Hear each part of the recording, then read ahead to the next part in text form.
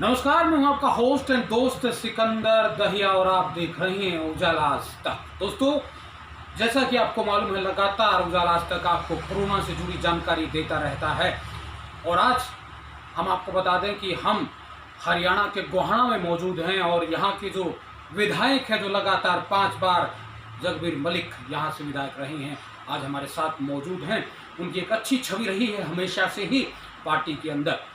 लेकिन अभी बात कोरोना की है। कोरोना जिस तरीके से पूरे देश में 30,000 से ज़्यादा लोग संक्रमित हो चुके हैं और मौतों का आंकड़ा भी लगातार जो 1000 के आसपास पहुंच गया है, और हरियाणा की बात करें तो 300 से ज़्यादा मामले अब तक सामने आ चुके हैं। तो ऐसे में आइए बातचीत करते हैं गोहाना के विधायक जगबीर मलिक से। सर, स्वागत है आपका उजाला आज तक पर। धन्यवाद सर, सबसे पहले तो हम आपसे जानना चाहेंगे, जिस तरीके से अभी कोरोना जो है लगातार फैल रहा है, हालांकि कुछ अंकुश लगा था बीच में, लेकिन दोबारा से फिर जो है ये अपने पीक पॉइंट पर पहुंच रहा है। तो ऐसे में क्या लगता है, आप क्या कहना चाहेंगे इस महामारी के बारे में? देखिए, कोरोना वायरस ऐसा वायरस है जी तो थ्रू आउट वर्ल्ड जी शायद ही कोई देश बचा हो इससे, जी और इंडिया भी उसी की गिरफ्त में आने लग रहे धीरे धीरे। जी और इंडिया के अंदर जी यदि सावधानी ना बरती गई, विशेष तौर पर जो है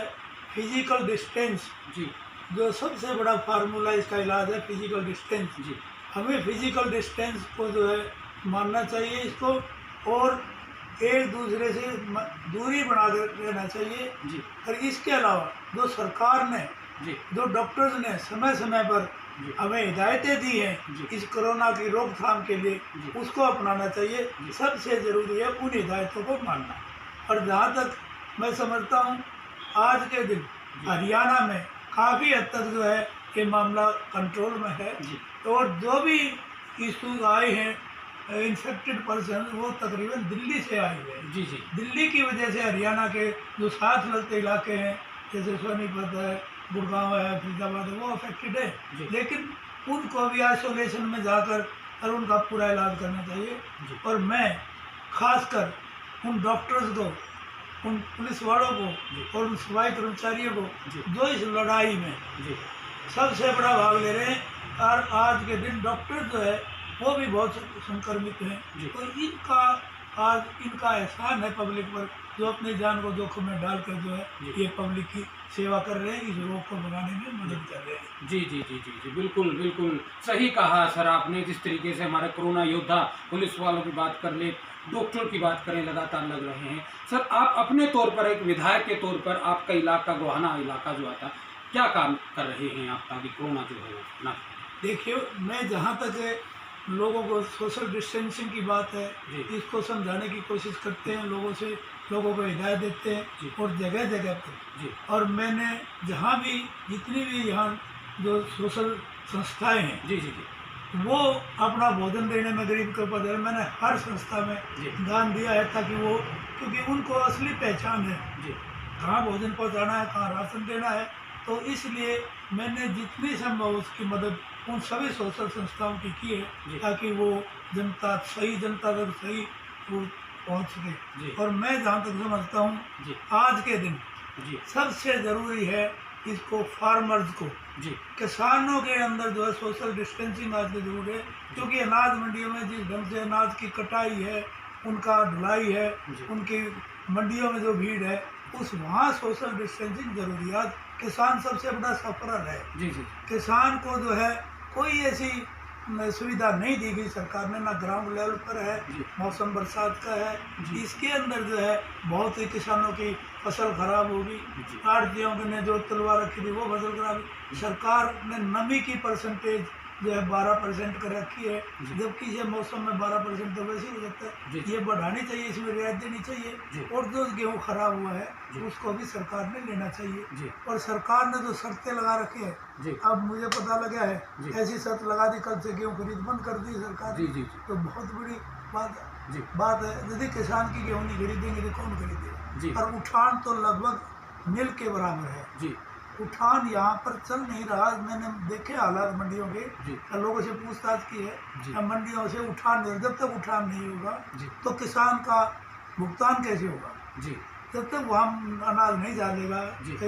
फूड सप्लाई का है, चाहे फेड का है, जी। तब तक वो भुगतान नहीं करेगी वो एजेंसी। जी, जी। और भुगतान ना होगी तो किसान को आज ज़रूरत है पैसे की। जी। आज कंबाइन वालों को पैसे देने हैं, आज लेबर को पैसे देने हैं, जी। आज ट्रैली ट्रैक्टर वालों को पैसे देने हैं। जी। तो ये ऐसे में किसान आज बहुत भारी दबाव में है। बहुत भारी दबाव। तो इसमें आप क्या करना चाहिए सरकार को? मैं ये चाहता हूँ कि सरकार जो है इस तरीके की पाबंदी, इतने लेंगे, इतने नहीं लेंगे, इतने इतने एक बार लाओ, इतने 2 बार लाओ, सरकार ने पूरा इंतजाम करके, क्यों ग्राउंड लेवल पर न न तिरपाल है, न बारदाना है, न उठाने का कोई सिस्टम है। जी। और ये कहते ग्राउंड लेवल पर सरकार को पूरा वार फुटिंग पर जी।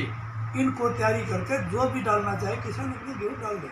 जी। तो उसमें रेस्ट्रिक्शन ना लाओ, आज 20 मिल जाएगा, कल 30 मिल जाएगा, और कभी पास मिलेगा, कभी पास नहीं मिलेगा। जी। ऐसा सिस्टम नहीं। जी। किसान की अब तक जो रिकॉर्ड है उसके हिसाब से 21 लाख टन परचेज हुई है, जो पिछले उसमें 91 लाख टन परचेज हुई थी। कि जी। जी। अब 27 तारीख तक आज 23 लाख टन है। जी। जी। तो कितना बड़ा फर्क है। तो कैसे ये सरकार पूरे जमींदार के जिनिस को खरीदेगी? जी।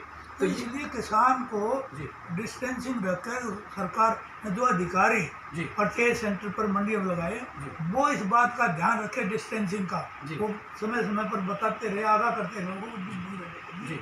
और पूरा का पूरा जो है ना, एकदम जितना किसान बेच रहे उसका करना चाहिए, इंतजाम करना चाहिए। किसान का इंतजाम, देखो सरकार को इस चीज़ की तरफ भी ध्यान देने की ज़रूरत है। पूरा का पूरा अनाज जो है किसानों का वो ख़रीदा जाए, ये कहना है जगमीर मलिक जी का। सर, एक और चीज़ क्या लगता है, अभी जो लॉकडाउन जैसे प्रधानमंत्री मोदी ने सभी मुख्यमंत्रियों से बातचीत की और 3 तारीख तक ये लॉकडाउन है, तो क्या लगता है आपको, लॉकडाउन बढ़ाना चाहिए नहीं बढ़ाना चाहिए?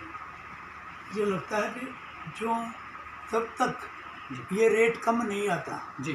3 तारीख तक रेशो कम नहीं आएगी, यदि संक्रमण ज़्यादा बढ़ेगा जी। तो लॉकडाउन रखना चाहिए। यदि ये ज़्यादा बढ़ेगा तो यदि हटा दिया फिर उसकी परसेंटेज तो बहुत ज़्यादा हो जाएगी। इंडिया में कोई ऐसी मेडिकल सुविधाएं नहीं है। जी।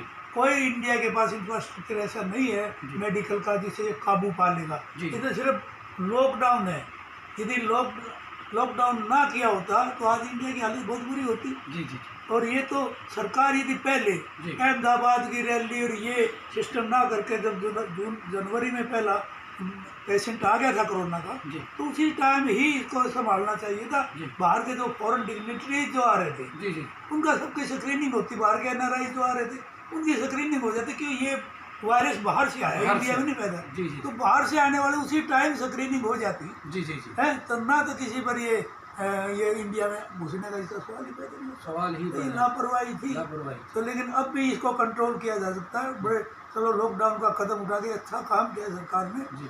तो हम ये चाहते हैं कि भाई यदि संक्रमण बढ़ता है तो इसको जो है वो करना चाहिए। लेकिन आने वाले समय में जी। जो इंडस्ट्रीज का काम है, जो मैन्युफैक्चरिंग का काम है, जो लोग बेरोजगार और भूखे मर रहे हैं, जो आगे ज़रूरत की चीज़ें जी। जी। लोगों तक पहुंचाने के लिए, जी। वो तो बनानी पड़ेगी, वो तो पैदा करनी जी। पड़ेगी। यदि आगे ऐसी हालत आ गई, यदि कुछ भी नहीं चालू हुआ जी। तो आगे लोगों को भूखे मरने की नौबत आएगी। जी। जी। तो जी। भूखमरी तो बेरोजगारी तो इतनी भारी बढ़ गई इस देश में, जी। जी। इसका कोई अंदाज़ा नहीं। जी। जी। तो उसको दूर करने के लिए कहीं ना कहीं हमें इंडस्ट्रीज़ को भी कोई ना कोई पैकेज दे के, छोटी इंडस्ट्रीज़ को उनको भी चालू करवा कर कहीं ना कहीं प्रोडक्शन भी शुरू करा, ताकि इसका लंबी लड़ाई, ये लड़ाई लंबी चल सकती है। इसको लड़ने के लिए जी। जी।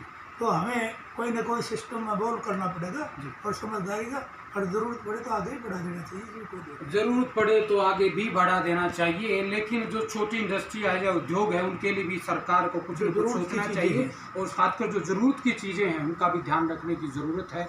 और जगमीर मलिक जी का ये भी कहना है कि सरकार को हालांकि ये भी ध्यान रखना कि मामले ना बढ़ पाए, और साथ में ये भी ध्यान रखना है कि जो अर्थव्यवस्था जो हमारी जो है, अगर अर्थव्यवस्था की बात करें, आर्थिक स्थिति की बात करें, वो जिस तरीके से अगर उसको पटरी पे लाना है तो उसके बारे में भी सोचना है। तो ये दोहरी नीति सरकार को अपनानी होगी, 2 कदम उठाने होंगे। एक तो आर्थिक व्यवस्था को बनाए रखना है और साथ में इस मामलों को फैलने से भी रोकना है। ये सरकार के लिए सबसे बड़ी चुनौती है। और इसके लिए अब हालांकि बोल रहे हैं कि सरकार ने लॉकडाउन बढ़ाकर जो है अच्छा कदम उठाया है, लेकिन आगे देखते हैं कब तक जनता जो है इस महामारी से जूझती है, ये तो आने वाला समय ही बताएगा। लेकिन जगबीर मलिक जी ने जिस तरीके से हमें बताया कि सरकार को, खासकर किसान जो है, इस देश का जो अन्नदाता है, उसकी तरफ ध्यान देने की ज़रूरत है, क्योंकि उसका पूरा का पूरा अनाज जब तक नहीं खरीदा जाएगा तो सर्वाइव कैसे करें, ये सोचने का सवाल है। तो ऐसे में दोस्तों लगातार हम आपके सामने चर्चाएं करते रहते हैं उजाला आज तक पर, और आज हमारे साथ जुड़े थे गोहाना से विधायक थे जगबीर मलिक हमारे साथ, और उनसे हमने चर्चाएं की, अच्छी चर्चाएं रही। आप बने रहिए हमारे साथ, आपसे फिर मुलाकात होगी एक नई शख्सियत के साथ। तब तक के लिए आप देखते रहिए उजाला आज तक।